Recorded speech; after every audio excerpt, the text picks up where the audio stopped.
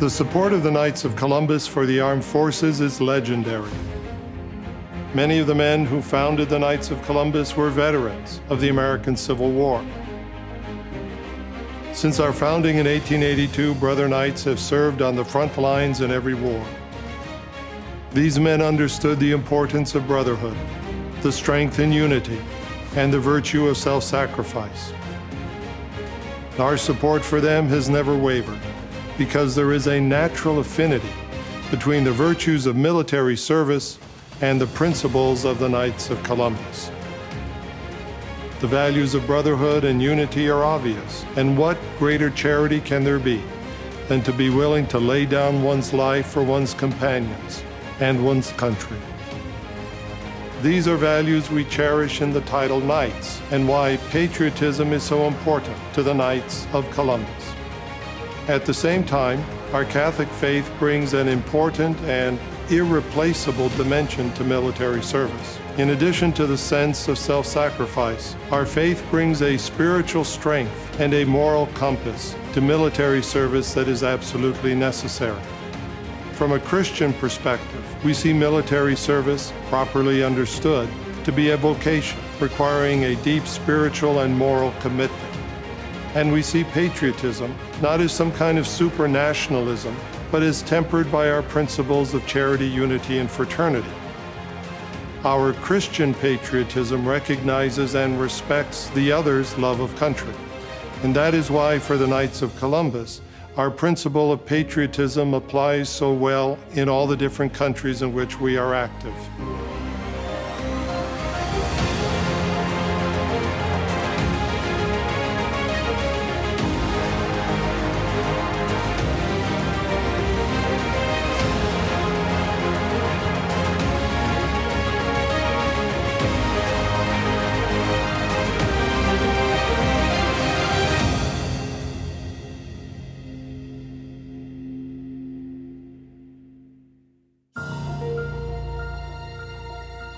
In 1865, the Civil War mercifully comes to an end. Many Union soldiers return home after spending years on the front lines. The transition is jarring and leaves them longing for the brotherhood and camaraderie they experienced in battle. Many of the men who founded the Knights of Columbus were veterans of the Civil War. They were men who cherished the values of brotherhood, values that had helped them survive the darkest days of that terrible conflict. They knew that if the nation once divided was to emerge stronger, it would have to discover a new sense of brotherhood that could cross the color line of blue and gray and bring the country back together. Father Michael McGivney believed that the Catholics who had made such a contribution during the war could also make a unique contribution to the peace. He proposed a fraternal Catholic brotherhood based upon charity and unity, and this gives birth to the Knights of Columbus in 1882. Fittingly, within a short period of time, patriotism is added as another pillar of the order. But a new challenge soon faces Catholics in America. When the United States declares war on Germany in 1917, the Knights' claim to patriotism is seriously put to the test. The Germans are clearly the enemy. There are a lot of German Catholics, and so there's a lot of suspicion about their loyalty. We're fighting on the side of England. Well, England is the enemy of Ireland at that time, and so there's this question of whether the Irish in America are really interested in fighting to save the English.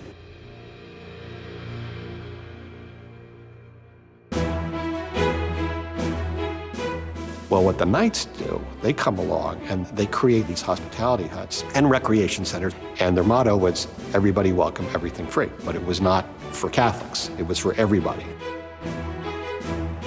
The KFC huts were, in fact, rather substantial facilities where servicemen were welcome when they had time for rest and relaxation. While other organizations operated similar facilities, what was different about the Knights of Columbus is that when we said everybody was welcome, we really meant everybody. We were the only organization that welcomed everyone regardless of race or religion, and that especially included African Americans, at a time when the U.S. Army was officially segregated. 30 years before the U.S. Army integrated, we were integrating the Army. There was also an overwhelming need for chaplains during the war. In response, the Knights assisted Catholic military chaplains and provided additional chaplains of our own. These KFC chaplains served courageously at the front lines of the war, administering the sacraments and serving the spiritual needs of our soldiers. And the KFC administrators of our huts, known throughout the military as KCs, also did tremendous work. They too were often on the front lines, offering food and other assistance directly to the troops.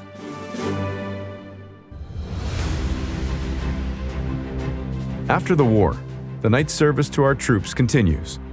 The Order's wartime efforts are redirected to establish a tuition-free education and job placement program that provides employment for more than 300,000 veterans.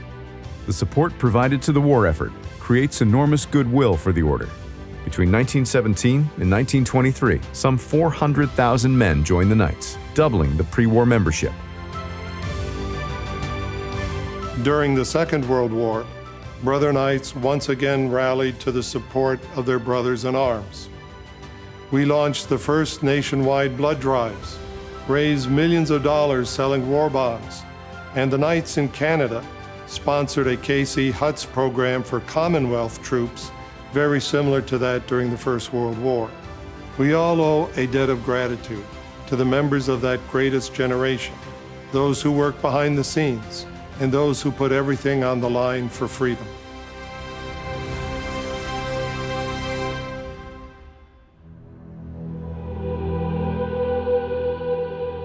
My name is Frank DeVita. I'm a 4th degree Knight. On D-Day, I had just turned 19. At 4 o'clock in the morning, we headed towards the beach. Now, my job was to drop the ramp. I dropped the ramp, and the machine guns came into my boat. It killed probably 13 or 14 guys. But most of the kids on my watch, 18, 19, 20 years old, they were too young to drink. They were too young to vote, but they weren't too young to die. At the end of the day, we had 2,000 dead on the beach. The first wave, we had 95% casualties. Why one of them didn't hit me? Killed the guy next to me. Killed the guy next to me. Killed the guy in front of me. God was watching over me. People think I'm a hero. I'm not a hero. I'm a survivor. I'm a religious person. I believe in God. I pray every morning and I pray every night. I decided I was going to join the Knights of Columbus. It was the best decision I ever made. We help people. We feed the poor. You get close to the other Knights and they become your brothers. In the service, they were my brothers. In the Knights, they're my brothers. In his inaugural address, President John F. Kennedy had said, "We were engaged in a twilight struggle against tyranny and the enemies of humankind." Many had thought that with the end of the Cold War, we had entered a new era. But on 9/11, we saw that this struggle was not over. We now faced a new enemy, a new form of tyranny, and unprecedented challenges. And while much had changed, the need for a sure moral compass, for spiritual strength and material support had not changed. Even as the rescue efforts at Ground Zero shifted to the grim task of recovery, we began planning how the Knights of Columbus would make a unique and vital contribution to support those fighting the new war on terror. 9/11 placed demands on the armed forces, but as 9/11 hit, America had a surge of patriotism. And I think the Knights of Columbus really showed even greater support to the armed forces. One of our first initiatives was joining with the Archdiocese for the Military Services to publish Armed with the Faith, a new Catholic prayer book. We have given more than 600,000 copies of this prayer book to U.S. troops stationed in Iraq and Afghanistan and on military bases in the United States and throughout the world. The Armed with Faith prayer booklet originated in my council. We had an older knight by the name of Franklin Woodbury. Frank had been a Korean War veteran, and during the Korean War, there was this little prayer book that they had, and there had been no real Catholic prayer book produced since the Korean War. So he mailed that prayer book to the Supreme Knight and said, can the Knights of Columbus develop a prayer book? So the Supreme Knight, Carl Anderson, said, absolutely, we can do this and we will do this. The Knights of Columbus are really the motor behind the Armed with the Faith prayer book.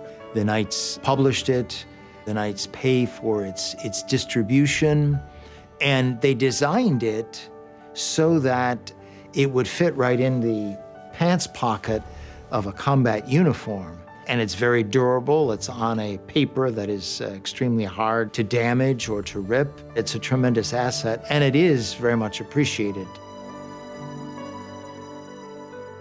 The Armed with the Faith prayer book is truly like a modern-day GPS system in a spiritual sense, that it helps guide our decision-making, but also as a focus of prayer and unity and fraternity when we do gather.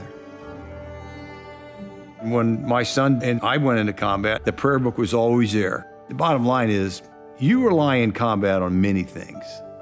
Yes, your tactical abilities are important. You rely on your friends. You rely on your faith. That prayer book is just one more element of faith that I came to rely on. The need for prayer in conflict is probably obvious, but in mortal combat, that need to reach out to one's faith, to one's spiritual underpinning becomes even more critical. And it may just be a simple prayer, God protect me, or it may be the prayer of St. Michael, defend me in battle. This is that human need for that spiritual protection in a time of mortal conflict. 9/11 happened, and I went right away to the desert, and to know that the Knights were, as a patriotic Catholic organization, they were supporting us, praying for us, sending us those prayer booklets, Armed with the Faith, which were the hottest item in the chapel. It's just such a great support to me and to our airmen.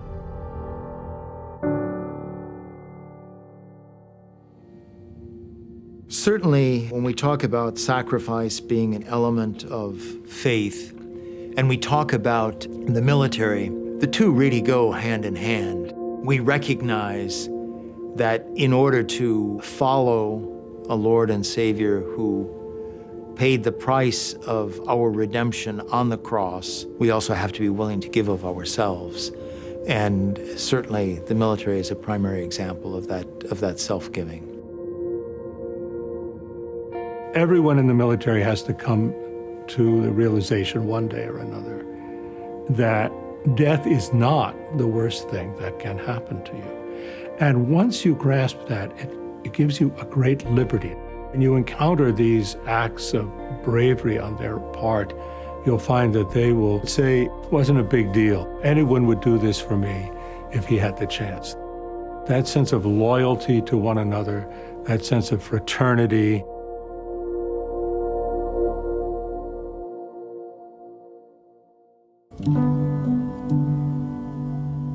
Tragically, other brother knights have given the last full measure of devotion, and I ask you to please join me in standing while the names of those who have made the ultimate sacrifice are read. Army Specialist James Wolfe, Council 2681. Joining the Knights, probably the best day of my life. Jamie and I took our first degrees together. In fact, we have 4 generations of Knights in our council. He was an engineer in the military because he liked building things for people. He said, Dave, we got a job to do. And we're building all this stuff so that the Iraqi people could have a better future. He truly believed that, and that's what the Knights espouse. I remember that morning, and they announced that there had been 2 deaths. We didn't blame each other. We didn't blame the military. We just couldn't, because he was so proud of who and what he was. Yeah. We just couldn't take that away from him. No, that was important to him. The Knights, I firmly believe, saved my dad because he was able to focus his energy and actually talk about it and get things off his chest and to be comfortable with it because of the Knights of Columbus. And when you can pour your emotions and your work into something that Jamie really believed in. He was someone that I wanted to model myself after. He was my hero, and that's the most important thing.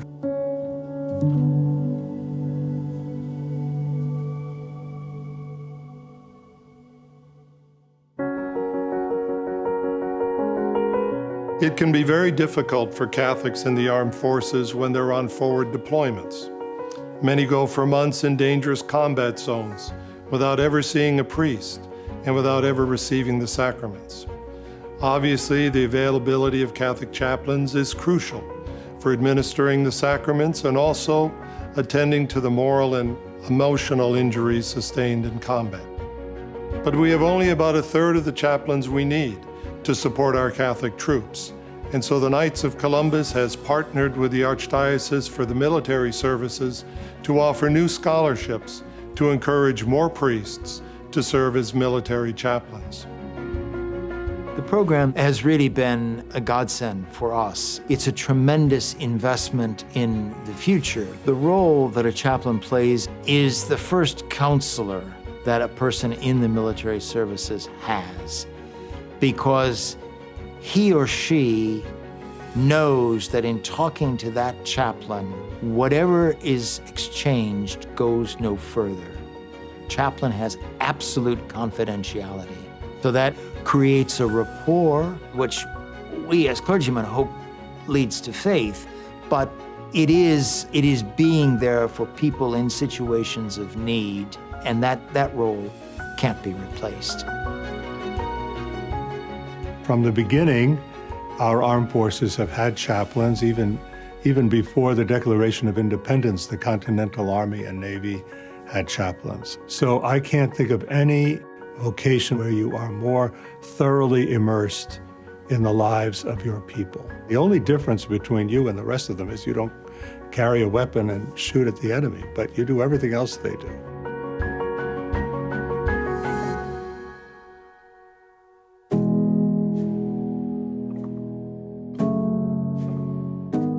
Well, the role of the military chaplain is obviously for Catholics. We're there for the sacraments. But then there's also the relational ministry. Because military people and their families go into harm's way, move into strange, remote locations, I am right there with them. And that brotherhood, that military shared hardship, shared burden, shared sacrifice, danger, those develop. The military member then can relate to his or her chaplain in a way that I think many civilian parishioners and priests don't have. Chaplains are so important. There's two things that will give a soldier confidence in going into battle.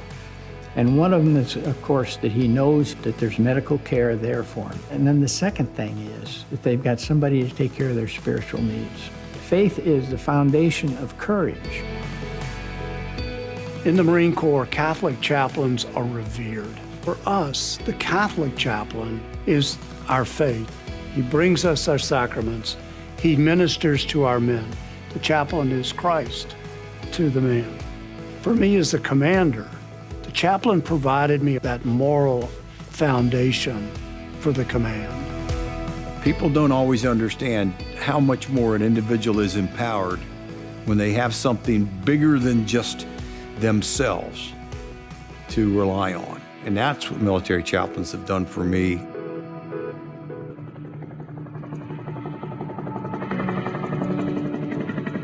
When I was a battalion commander, and I'm going through pre-deployment training, and these two aircraft take off, 11 minutes later, these aircraft have a collision, and all my battalion staff, except two of us, died that night within 50 yards of my aircraft.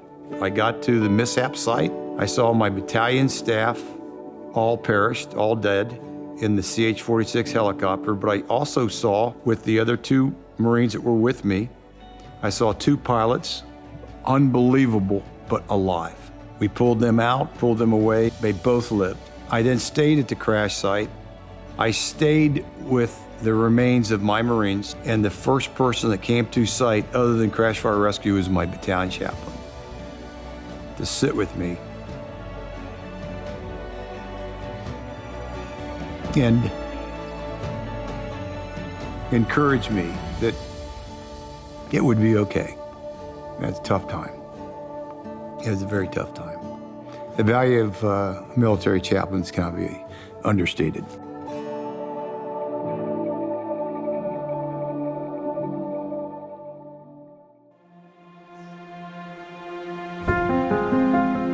Father Mark Bristol served as a Navy corpsman before answering God's call to priesthood.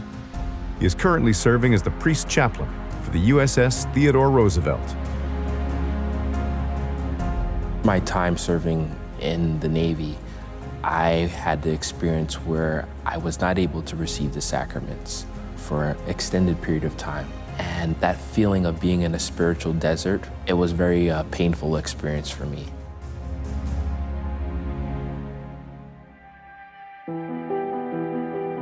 And in the midst of that pain, I felt God saying, why don't you be a part of the solution? Entering the seminary was like entering into a new brotherhood. I entered into the brotherhood of the priesthood, of men preparing for the priesthood, and there was a great excitement of being a part of that. I have the great privilege of being a Knight of Columbus, and I was sponsored by the Knights of Columbus during my time in the seminary. They helped pay for my seminary education. They were a source of encouragement for me in my vocation to military chaplaincy and the priesthood. The Knights have 4 virtues: charity, fraternity, unity, and patriotism. And those go hand in hand with the military. The Knights of Columbus was founded to encourage men to join in unity, to stand up for what's good, true, and beautiful in this world. That is the same thing that the military seeks to stand up for as well.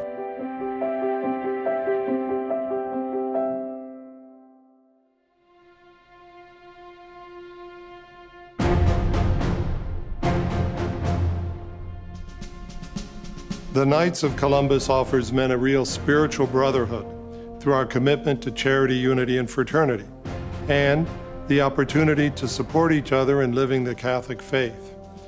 After 9/11, we enhanced our support of the military by prioritizing the establishment of new councils of military installations, both in the U.S. and overseas. In this way, more of our troops would have not only the Armed with the Faith prayer book, the priestly ministry of our Catholic chaplains, but also the support of their brother knights for themselves and their families. During the War on Terror, we created 4 combat zone roundtables in Afghanistan and Iraq, and today there are 68 active military councils worldwide. When the Supreme Knight, Carl Anderson, decided to expand the Knights of Columbus in deployed locations, he helped the chaplains expand the possibilities that they have in a deployed location, because a round table or a council offer an opportunity to gather Catholic men in a reflection on their faith and also growth in that faith.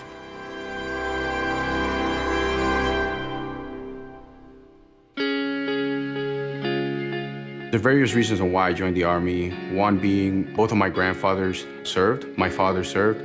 So I just always felt a sense of duty in serving. I was baptized Catholic. I had a Catholic upbringing. For the first couple of years in the Army, life was very fast-paced, so I kind of, by default, distanced myself. And then when I got to Fort Bragg, I started looking into volunteering and doing other things outside of the military. And I started realizing that a lot of these events were actually driven by the Knights of Columbus. I could tell you, ever since that day, most of the decisions that I've made that have affected my career in a positive way have been influenced by my faith, by the Knights of Columbus, by chaplains, and my family. The role that Catholic chaplains have played in my life, it's a big one. One of the biggest things is confession during the deployments or like wherever we are around the world. Just being able to access the sacrament of confession and having communion and all that, then it's greatly helped me navigate some troubled waters throughout my career.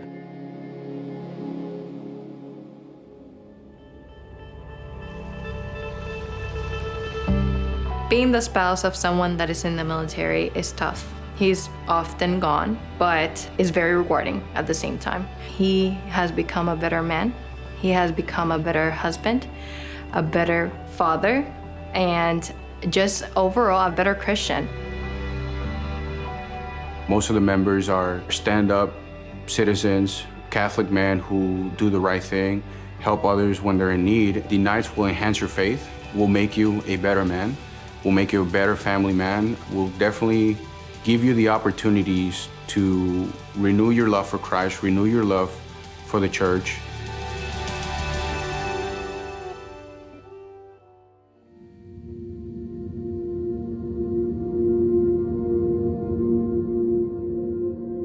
My name is John Marsili. I'm a Catholic Marine Corps veteran, and I'm a member of the Knights of Columbus. I was in the Marine Corps from 2008 to 2012 on active duty. I served in Afghanistan from 2009 to 2010 with the 2nd Battalion, 2nd Marines, Gulf Company. I served in the Marine Corps to give back to my country. My job is I was an infantryman. I was a designated marksman within my platoon. When things would get bad, you act instinctively. But then when you get back, you're in your patrol base and you're sitting in your cot, you start to think like, I almost died today. You really start to reflect on your own mortality. So that kind of led me to start learning more about my faith. I started praying my rosary, and it really got the ball rolling. The Knights being a fraternal organization, it was an easy segue from the Brotherhood of the Marine Corps to the Fraternity of the Knights.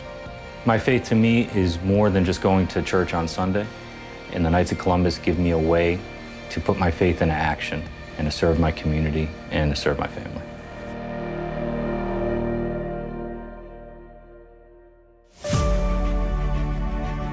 When I was a kid, I was really inspired by the combat service of my father. When the opportunity arose as a B-52 pilot to go overseas, I put my name in the hat as quickly as I could.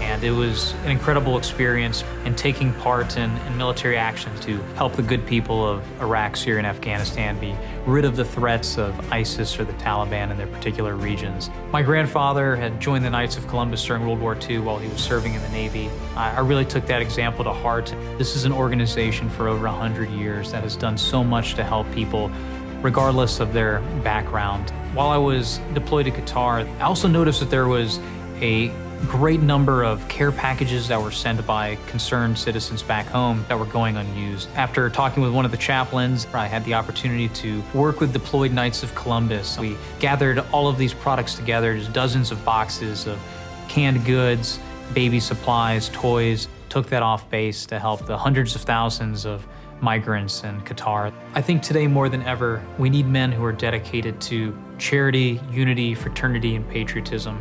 And I'm proud to be a Knight of Columbus.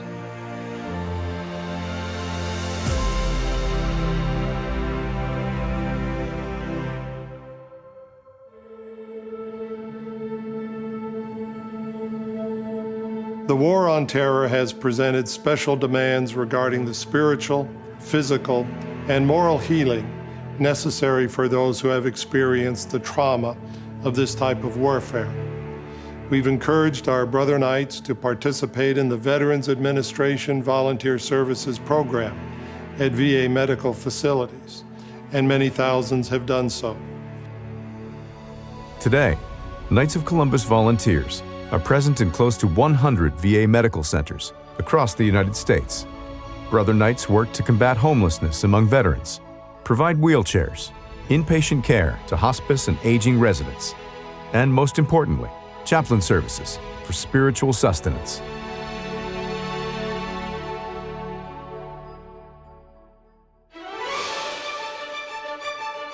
In 2014, we began sponsoring the Warriors to Lourdes pilgrimage as part of the annual International Military Pilgrimage.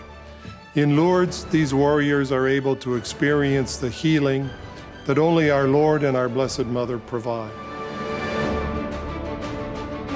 The Warriors to Lourdes pilgrimage, in conjunction with the International Military Pilgrimage, has become a major program in the healing of our military men and women.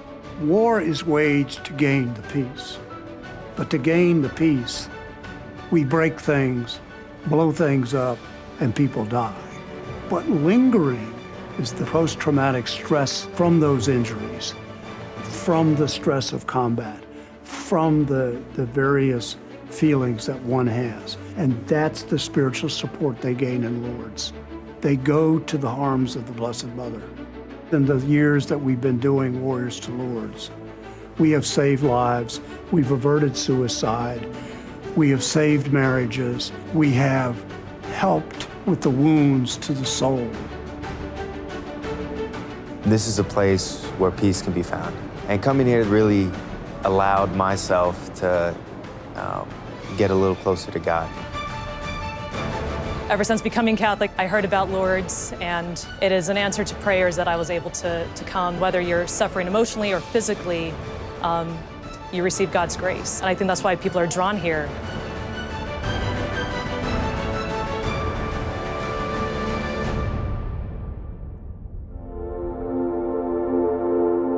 I lived in New York City during 9/11. I was in 4th grade and I remember thinking, I'm going to join the service because it was the most concrete way to serve. While I was deployed, I was what's called the point man, so I was the first in line on every single patrol. For the first 5 months, I went on every single patrol. I didn't hang back for one of them. It's 4 in the morning, I'm putting my gear on, I'm getting my weapon ready. My squad leader, his name was Sergeant William Stacy, and he comes up to me and he says, "What are you doing?" I was like, "Well, I'm getting ready, I'm the point man." He was like, "Not today, you're gonna stay on base." Will, the squad leader, ended up running point for that patrol, role that I normally took, and he stepped on an ID on that patrol. When he got back from Afghanistan, he had PTSD. His injuries are not outwardly physical. He's not missing a leg. It's internal, and a lot of people do not understand that. What I experienced most was an overwhelming sense of guilt that I didn't get to do my job, that someone else had to do my job for me, and that it ended up, they lost their life because of it.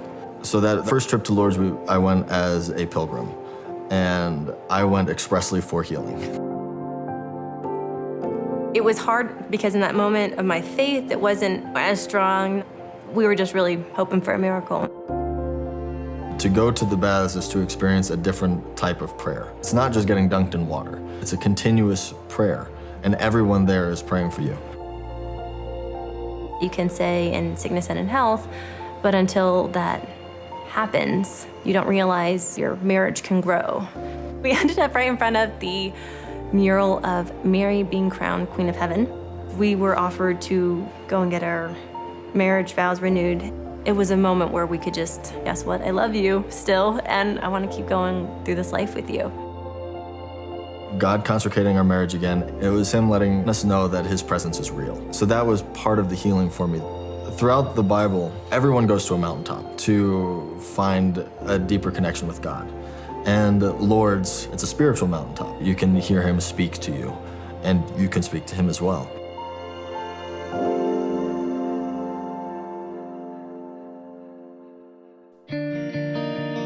In 2011, the Gary Sinise Foundation began raising funds to build computer-equipped, custom smart homes for America's severely wounded heroes. Sinise became a natural partner for the Knights, ensuring that the homes our heroes come back to are worthy of their sacrifice. We have also continued our partnership with the Gary Sinise Foundation to build computer-equipped, custom smart homes for America's severely wounded heroes. And during this fraternal year, we will provide a new smart home for U.S. Army Captain Luis Avila. Captain Avila, our nation and the Knights of Columbus salute you. I remember first meeting you and Claudia at Walter Reed over 3 years ago, and it is a great honor to finally say, welcome home, my friend. We have called this the road to freedom. I was praying and praying how I was going to provide for my family and how I was going to have a place to call home. We call these forever homes. This house was designed specifically for his needs and the needs of this family, and given to them by the Gary Sinise Foundation, supported by Knights of Columbus, and it's going to make a difference in this family's life for forever. Definitely this home is going to restore Luis' independence, your pride, your mobility, and your safety. Not only Luis, but all our family. Thank you for everything. Thank you for everything. From the bottom of my heart. I love you.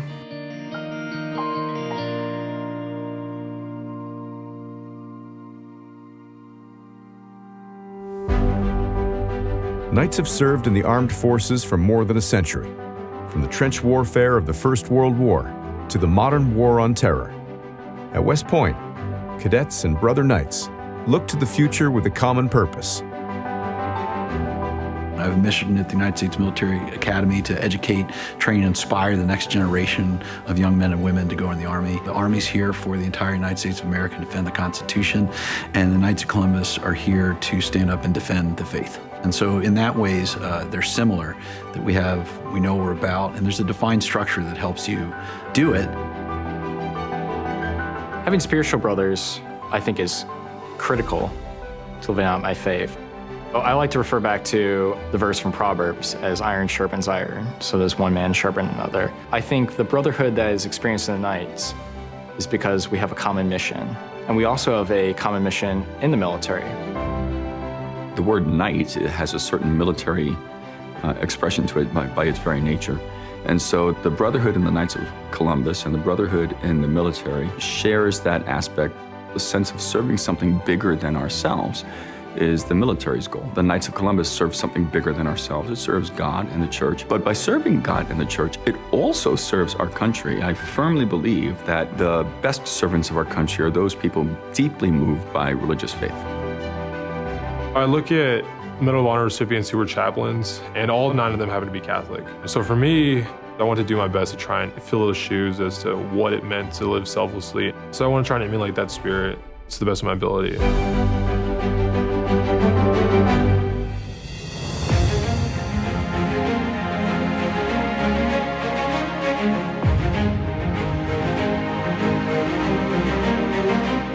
When Father McGivney founded the Knights of Columbus, he turned to veterans to be the first leaders of the new organization.